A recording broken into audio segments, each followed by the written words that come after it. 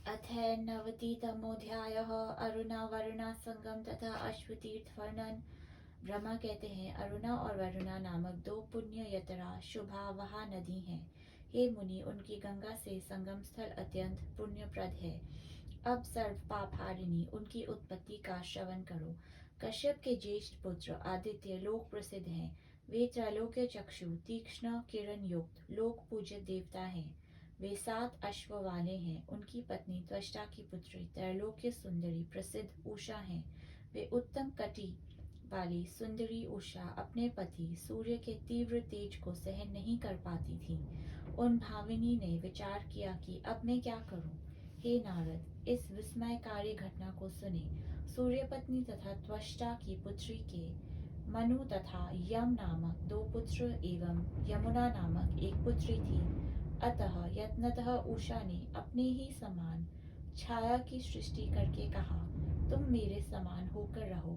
मेरे आदेश से मेरे पति की संतानों का पालन करो।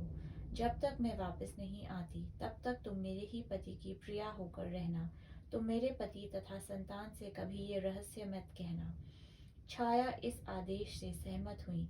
उषा इस प्रकार घर से निकली। उसने पति के सौम्य रूप की कामना करते हुए पिता के घर जाकर उनसे समस्त वृत्तांत निवेदित किया। ये सुनकर पिता त्वष्टा ने चकित होकर कहा, हे भद्रे, पति युक्त स्त्री के लिए ऐसा स्वेच्छाचार उचित नहीं। तुम्हारे बिना तुम्हारे पुत्रों तथा पति का निर्वाह कैसे होगा। वास्तव में मैं ये सोचकर भयभीत हूँ। मेरा उपदेश सुनो। तुम पतिगृह जाओ। ब्रह्मा ने कहा। पिता की बात सुनकर उषा ने बार बार असहमति प्रकट की तथा तपस्यार्थ शीघ्रता पूर्वक उत्तर कुरु देश गईं। वहां उन्होंने घोड़े का रूप धारण करके तीव्र तप प्रारंभ किया। वे निश्चित रूप से हृदय में अपने अत्यंत कठिन प्रयत्न से देखे जाने वाले पति का ध्यान करती रहीं। इस समय उषा रूपा छाया पति की सेवा में निरत रहती और उसने कतिपय संतानों को भी जन्म दिया। उनके नाम थे सावर्णी शनि एवं दुष्ट कन्या विष्टि। छाया देवी अपनी संतान तथा उषा की संतानों का पालन समानता पूर्वक नहीं करती थी। ये असमान व्यवहार देख दक्षिण दिक के अधिपति यम ने क्रोध पूर्वक असमान व्यवहारता माता छाया से अपने चरण से प्रहार किया। पुत्र की इस उद्दंडता को देखकर छाया ने क्षुब्ध होकर वैवस्वत यम को अभिशाप प्रदान किया। हे पापी, तुम्हारे पैर मेरे शाप से विशीर्ण हो जाएं। यम विशीर्ण चरणों के कारण दुख पूर्वक रुदन करके पिता के यहाँ गए। समस्त घटना चक्र पिता सूर्य से आदि से अंत तक निवेदित किया। यम ने कहा, हे सुर प्रवर देव, ये मेरी माता नहीं हो सकती, क्योंकि ऐसा होता तब वे इस प्रकार अभिशाप नहीं देती। विशेषता संतान भले ही विरुद्ध आचरण करे, माता कभी कुपिता नहीं होती। मैंने बालकपन के कारण ना जाने क्या क्या नहीं किया, कितने दुष्कृत्य किए, क्या कभी मेरी माता ने ऐसा क्रोध किया। अतः मेरी धारणा ही नहीं हो रही कि ये मेरी माता है।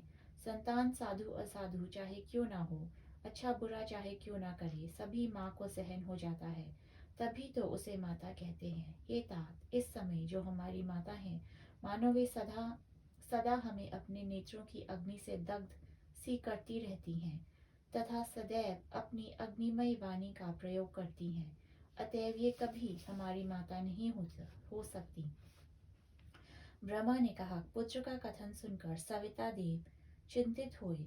उन्होंने विचार किया, ये स्त्री अवश्यमेव उषा की छाया है। यम की माता उषा कदापि ऐसी नहीं थी। उसकी प्रकृति अन्य प्रकार की थी। मेरे तीव्रतर ताप को शांत करने की कामना से वह देशांतर में जाकर तप करते समय व्यतीत कर रही है। दिवाकर ने ये विचार करके ये जाना कि विश्वकर्मा नंदिनी उषा घोड़े का रूप धारण कर उत्तर कुरु देश में है। दिवाकर ने जब ये वृत्तांत जाना तब वे स्वयं अश्वरूपी होकर अपनी पत्नी के विचरण स्थल की ओर गए।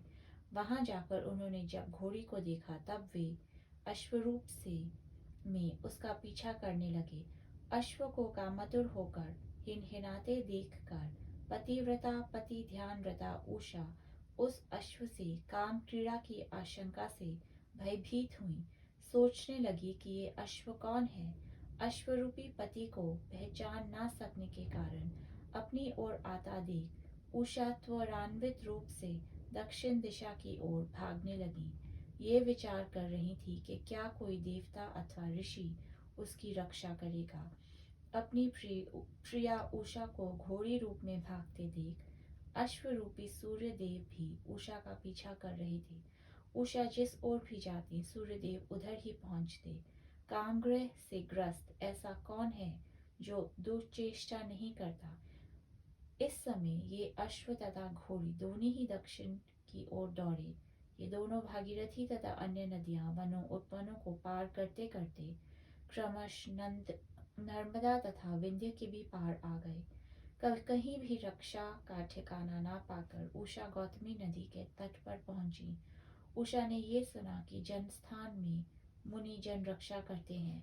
वह गौतमी तटस्थ ऋषियों के आश्रम के पास गौतमी जल में प्रविष्ट हुई। तभी अश्वरूपी सूर्यदेव भी वहां आए, लेकिन वहां आश्रम के बालक सूर्यदेव को रोकने लगे। ये देखकर उषा के पति अश्वरूपी सूर्य ने उन बालकों को अभिशाप दिया। भानुदेव ने कहा, तुम लोगों ने मुझे रोका, अतएव तुम लोग वट वृक्ष हो जाओ। ब्रह्मा कहते हैं, मुनिगण ने ज्ञान नेत्र से उस अश्व को उषापति के रूप में जाना। इससे वे हर्षित होकर उनकी स्तुति करने लगे। भानुदेव उषापति सूर्यदेव मुनियों द्वारा स्तुति होकर इस घोड़ी रूपी उषा से संगत हो गए तथा उनके मुख से उन्होंने अपना मुख मिलाया। जब उषा ने इस अश्व को अपना पति जानकर मुख से वीर्यक्षरण किया, उन दोनों के वीर्य में गंगा में गिर जाने के कारण वहां अश्विनी कुमार द्वय उत्पन्न हो गया। इस घटना के कारण आश्चर्यान्वित होकर वहां पर देवता सिद्ध मुनि नदियां गायें औषधियां ज्योतिष का गण सूर्य के सप्ताश्व रथ सूर्य सारथी अरुण यम मनु वरुण शनि सावन यमुना तापी तथा पुण्यजला महानदी आदि अपना अपना रूप धारण किए इन लोगों के दर्शनार्थ वहां आए। वहां पर सूर्यदेव के श्वसुर विश्वकर्मा भी विस्मयाविष्ट होकर आए। तब सूर्यदेव ने उषा देवी की इच्छा को जान लेने के कारण अपने श्वसुर त्वष्टा विश्वकर्मा से कहा, हे त्वष्टा, उषा ने उत्तम तप किया है। उनकी प्रसन्नार्थ आप मुझे खराद यंत्र पर चढ़ाएं तथा मेरे तेज को इतना खराद काट दीजिए जिससे उषा को सुख हो। वो जितना मेरा तेज ना सहन कर सके उतना छोड़कर शेष खराद दीजिए। ब्रह्मा ने कहा। विश्वकर्मा ने सूर्य का कथन सुनकर कहा, ऐसा ही हो। तदनंतर उन्होंने सोमनाथ के निकट सूर्य की तेजोराशि को काटा। इसी से प्रभास तीर्थ की उत्पत्ति हुई। गौतमी नदी के जिस भाग पर अश्विनी रूपा उषा अपने पति सूर्य के साथ संगत हुई थी, वहां अश्विनी कुमार द्वय उत्पन्न हुए। वह स्थल अश्वतीर्थ के नाम से प्रसिद्ध है। वही भानुतीर्थ पंचवटाश्रम के नाम से विख्यात है। अरुणा वरुणा नदियों का संगम स्थान पावम एवं शुभावय है। वहां पर आए देवताओं के भी 27,000 तीर्थ प्रख्यात हैं। यहाँ स्नान दानादि जो कुछ कृत्य संपन्न किया जाता है वे अक्षय होता है। हे नारद, इस तीर्थ कथा का श्रवण पठन तथा स्मरण भी व्यक्ति को सर्व पाप मुक्त करके धार्मिक एवं सुखी बनाता है। गरुड़ तीर्थ वर्णन। नदी विष्णु संवाद। विष्णु द्वारा गरुड़ के दर्प का हरण। गौतमी में स्नान से गरुड़ के वज्रदेह की प्राप्ति। ब्रह्मा ने कहा, गरुड़ नामक एक तीर्थ है जो सभी विघ्नों को शांत करता है। इसका महात्म्य सुनो। यत्नतः अनंत नागपुत्र मणिनाग महाबली नाग था। उसने गरुड़ के भय से भक्ति के साथ शंकराधन किया। तदनंतर भगवान महेश्वर प्रसन्न होकर उस महानाग से कहते हैं, वर मांगो। नाग ने कहा, हे प्रभु, मुझे गरुड़ से अभय दीजिए। शंभु ने सहमत होकर मणिनाग को अभय दान दिया। गरुड़ अरुण के अनुज गरुड़ से निर्भय होकर वो नाग निर्भयता के साथ वहां गया जहां क्षीर सागर में विष्णु विराजित थे। वहां वह यत्र तत्र विचरण करने लगा। किंभुना जहां गरुड़ का निवास था वहां भी ये मणिनाग गया। गरुड़ ने इस नाग को अपने यहाँ निर्भयता पूर्वक विचरते देख उसे पकड़ा तथा अपने गृह में बंद किया।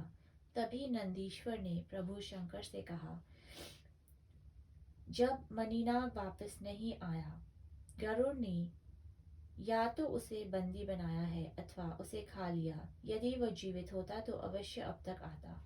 नंदी का कथन सुनकर शंभु समस्त घटना से अवगत हो गए। उन्होंने कहा, भगवान शिव ने कहा, गरुड़ के गृह में नाग बंधा है, तुम शीघ्र जाओ, वहां जाकर जनार्दन का स्तव करो और गरुड़ द्वारा बांधे हुए मणिनाग को साथ लेकर आओ। भगवान शिव का आदेश पाकर नंदी लक्ष्मीपति भगवान नारायण के यहाँ गए तथा लोक कल्याण निरत विष्णु से समस्त घटना का वर्णन किया, जिसे सुनकर प्रसन्नचित्त भगवान कहने लगे। भगवान विष्णु ने कहा, हे विंता पुत्र, मेरा आदेश मानकर उस सर्प को नंदी को प्रदान करो। ये सुनकर गरुड़ ने क्रोध से कांपते हुए कहा, नहीं दूंगा। उन्होंने नंदी के समक्ष क्रोधयुक्त होकर विष्णु से कहा। गरुड़ ने कहा, अन्य स्वामी लोग अपने सेवकों को जो उनकी प्रिय वस्तु देते हैं वैसा तो आप कुछ नहीं देते। यदि मैं कुछ ले आता हूँ आप उसे हर लेते हैं। ये त्रिलोचन देवता कितने भक्तप्रिय हैं। वे नंदी को भेजकर उस नाग को मुक्त कराने के लिए उत्सुक हैं। आपके भृत्य मैंने इस नाग को प्राप्त किया, आप उल्टा उसे नंदी को दे रहे हैं। मैं नित्य आपका ढोता हूँ, मैं नित्य आपको ढोता हूँ। आपको चाहिए कि मुझे देते रहें। मैं एक नाग लाया, आप उल्टे उसको छोड़ने का आदेश दे रहे हैं। ये सर्वथा अनुचित है। सद्वृत्ति युक्त सचरित स्वामी के लिए ऐसा व्यवहार उचित नहीं। सज्जन लोग सेवकों को देते रहते हैं, आप तो पाई वस्तु का हरण कर रहे हैं। हे केशव, ये स्मरण रखिए कि मेरे बल से ही आप युद्ध में दैत्यों पर विजय पाते हैं। मैं ही वास्तव में महाबली हूँ। आपकी श्लाघा व्यर्थ है। ब्रह्मा ने कहा, महाबुद्धि